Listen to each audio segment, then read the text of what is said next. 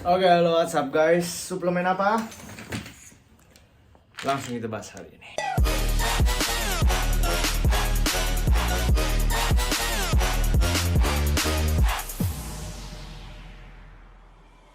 Oke, halo WhatsApp guys. Balik lagi sama gue Steve Pembiayaan channel Bodybuilder.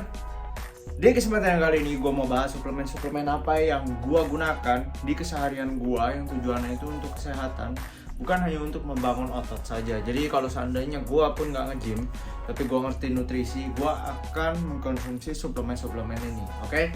Jadi di sini akan gue bahas secara objektif, secara pengetahuan gue. Jadi kembali lagi, gue bukan seorang nutrisionis, tapi gue adalah seorang pembelajar, seorang praktisi di dunia fitness dan tentunya juga gaya hidup sehat ya teman-teman.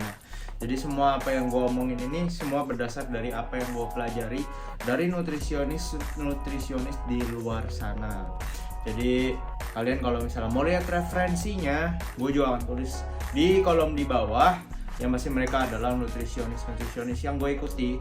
Tapi yang pasti bukan cuma satu orang, karena kalau cuma satu orang itu hitungannya kayak kita cuma ngefans sama dia dan kita cuma mau ikut-ikutan dari dia gitu. Kalau gua mau mengambil banyak pola pikirnya orang, terus gue banding-bandingin sendiri, terus akhirnya gue research sendiri di belakangnya, terus akhirnya gue baru tentukan apa yang akan gue konsumsi di kehidupan gue gitu. Jadi apakah ini juga akan berlaku selamanya? Nggak juga. Kalau misalnya ke depannya tentunya ada pelajaran baru, penelitian baru, insight yang baru, tentunya pasti hal ini akan berubah. Gaya hidup gue kalau berubah juga, tentunya gue mungkin gak akan konsumsi suplemen lagi gitu. Oke?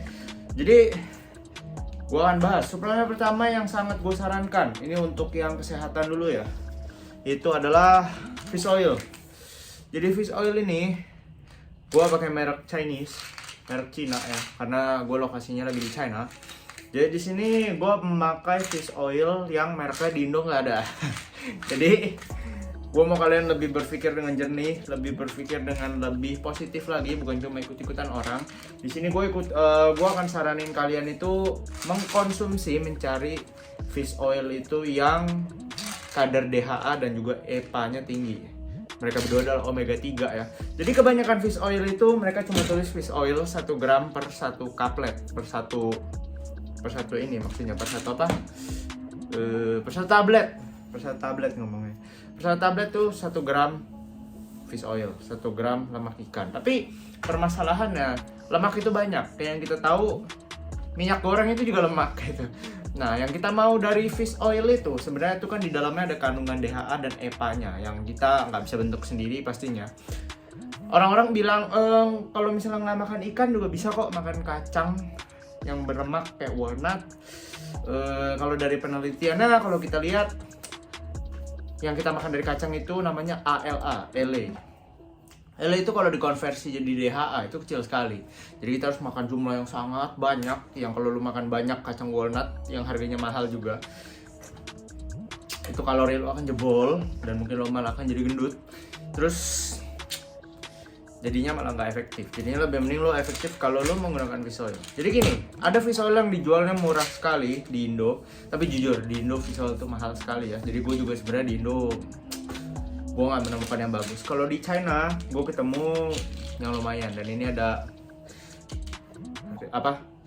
report dia tuh hasilnya DHA-nya berapa, EPA-nya berapa juga. Ya, tapi kan bisa palsu bang. Ya benar.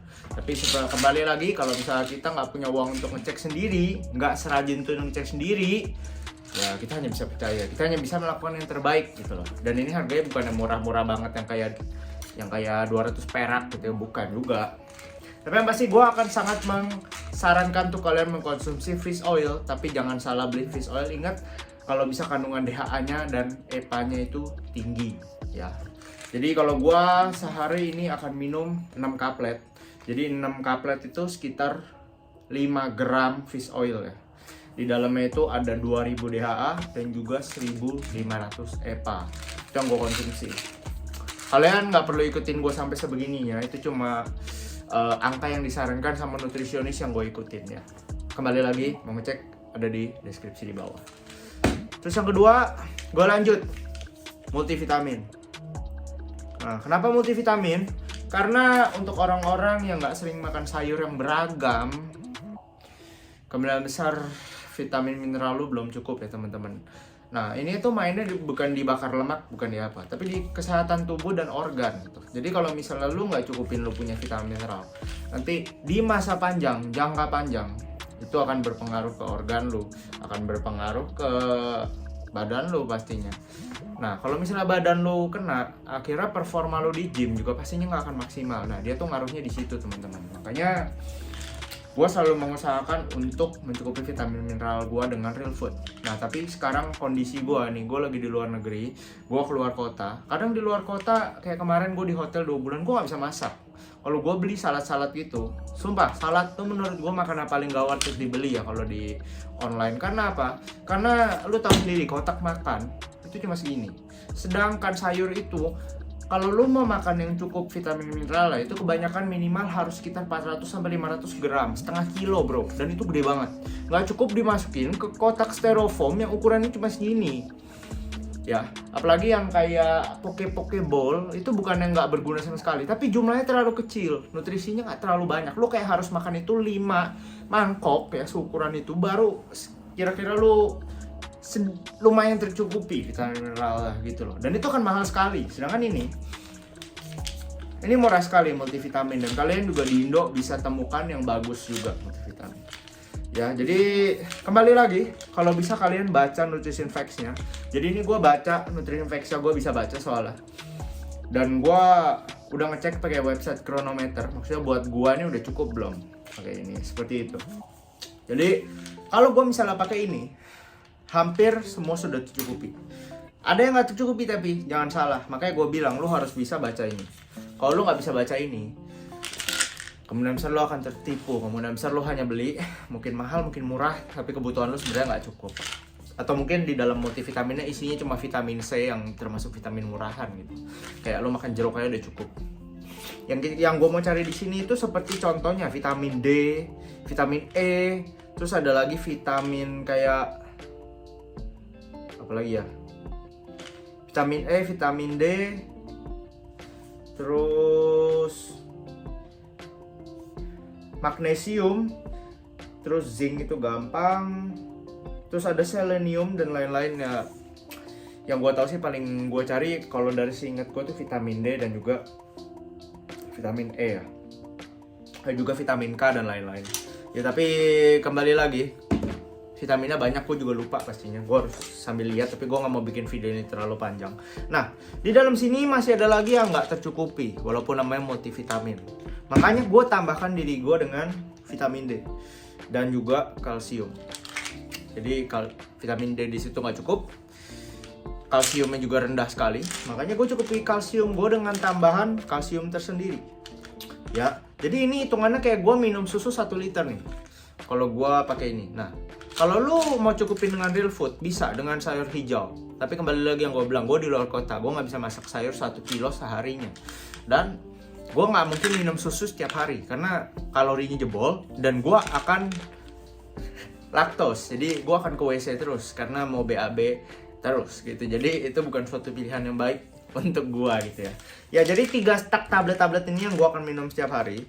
Nah, sekarang dengan kinerja ginjal, apakah akan mempengaruhi? Kemungkinan besar iya, tapi mempengaruhinya sampai parah nggak juga, kecuali lo makannya terlalu over, ya kalau dari setahu gue. Dan kembali lagi, gue pantau ginjal gue setiap tahun ya, jadi gue selalu pergi cek kesehatan gue, dan selama ini gue nggak pernah ada masalah apa-apa. Mungkin kedepannya gue akan share hasil dari tes darah gue ya. Tapi sekarang gue lagi ada di rumah karena belum 1 tahun. Ini gue lagi keluar negeri. Gue harus mulai cek di luar negeri mulai dari tahun ini. Ntar kalau misalnya udah keluar hasilnya, gue akan share ke teman-teman semuanya. Oke? Tapi yang pasti dalam 2 tahun ini gue benar-benar gak ada masalah dari segi kolesterol, ginjal, dan lain-lain. Hanya ada satu, yaitu apa? Dari kreatin kinase. Jadi kalau kreatin kinase, untuk kalian anak gym yang kreatin kinasenya naik, itu wajar sekali. Apalagi kalau kalian mengkonsumsi kreatin. Jadi kalau misalnya dokter kalian misalnya lihat nih kok kreatin kinase tinggi, kalian cukup bilang, oh soalnya gue konsumsi kreatin bro gitu. Dia akan dia akan cuma begitu doang. Gue udah nanya beberapa kali, kecuali dokter-dokter yang agak kurang ngerti masalah gym ya kemungkinannya. Tapi selama ini sih yang gue tanya mereka semua tahu. Dan itu gak apa-apa teman-teman ya. Jadi benar-benar suplemen keempat gue yang gue konsumsi adalah kreatin. Jadi kenapa kreatin? Karena ingat, satu scoop, malah bukan satu scoop, ini scoopnya gede nih. Gue cuma makan setengah scoop 3 gram ya kalau gue timbang. Itu setara dengan 1 kilo daging sapi. Jadi kalau untuk hanya memenuhi kreatin gue harus makan 1 kilo daging sapi, kantong gue akan bolong, teman-teman ya. Seperti itu. Jadi ingat, suplemen itu untuk membantu mensuplementasi, menambahkan apa yang belum cukup ya. Jadi itu termasuk salah satu suplemen yang gue gunakan. Totalnya jadi ada 4. Nah, teman-teman pasti akan bilang, "Bang, kenapa whey protein nggak disebut nih?" Karena jujur, menurut gue whey protein itu bukan sebuah suplemen, itu adalah sebuah makanan ya, meal replacement kalau menurut gue. Sedangkan ini bukan meal replacement, ini nggak ada energinya sama sekali. Sedangkan whey protein itu dia ada energinya ya. Protein, ingat, energinya adalah 4 kalori per gram protein. Jadi menurut gua itu bukan sebuah suplemen. Menurut gua itu adalah sebuah meal replacement. Tapi terserah kalau kalian mau sebut suplemen, nggak apa-apa juga. Tapi yang pasti whey protein bukan sesuatu yang gua konsumsi rutin setiap hari. Kalau ini, semua ini gua konsumsi setiap hari. Benar-benar ini dan juga ini gua konsumsi setiap hari ya teman-teman. Karena sulit sekali untuk memenuhi mereka dalam hari-hari seperti biasa seperti ini tanpa bantuan suplemen-suplemen ini gitu ya.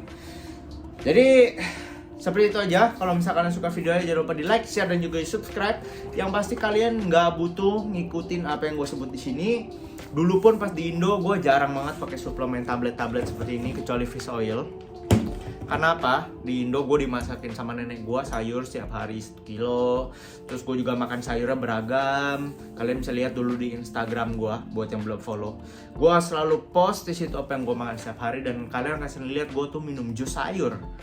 Yang beratnya kalau di total itu ada sekitar 1,5 kiloan gitu ya. Ditambah air, jadi gue kayak minum 2,5 liter jus itu setiap harinya untuk memenuhi multivitamin ya. Jadi begitu semua teman-teman. Jangan lupa kembali lagi, online coaching ada di link di bawah. Daripada kalian yang malas bikin sendiri, nggak ngerti bikinnya, nggak ada yang mantau juga olahraga, latihan, makannya, bisa langsung kontak kita dan kita akan kasih lu program latihan yang terbaik khusus buat lu ya. Jangan lupa online coaching ada di link di bawah. See you guys next video. Bye bye.